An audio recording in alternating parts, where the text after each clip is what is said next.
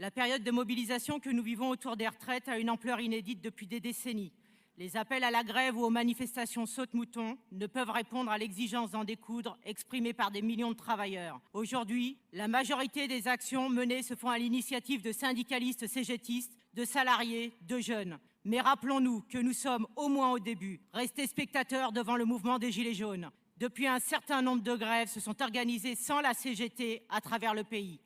Rechercher l'unité syndicale ne se fera qu'à une certaine renonciation de notre identité.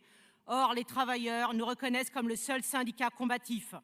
Nous connaissons tous le risque que certains syndicats se défilent dans le mouvement actuel, et c'est d'ailleurs ce que nous voyons avec les dernières déclarations de Berger. Camarade Philippe Martinez, qui t'a donné mandat pour parler de médiation alors que les travailleurs sont dans la rue.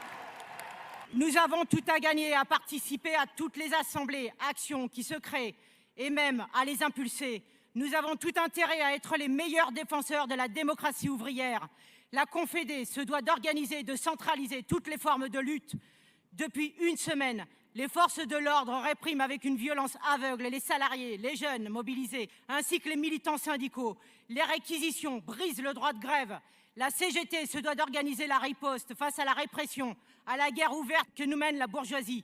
Aucune réquisition ne doit plus être possible. Ne nous laissons pas entraîner dans les illusions institutionnelles de référendum ou d'interpellation du Conseil constitutionnel.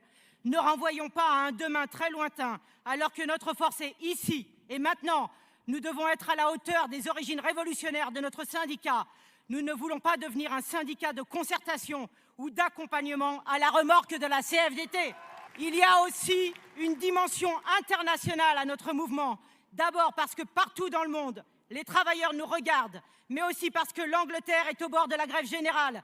Et ensuite parce que ce lundi a commencé une grande grève dans les transports en Allemagne. Nous devons aller vers une action commune avec les travailleurs de ces pays. Si nos grèves prennent un caractère international construit, voilà qui devra affoler les classes dirigeantes et les gouvernements et donc nous renforcer. Il y a urgence. Urgence pour le monde du travail. Urgence pour la planète qui est en train de crever avec ce système de pillage qu'est le système capitaliste. Aujourd'hui, les mots d'ordre du mouvement reflètent la conscience collective d'un rejet du système capitaliste. La double besogne n'a jamais été autant à l'ordre du jour qu'actuellement.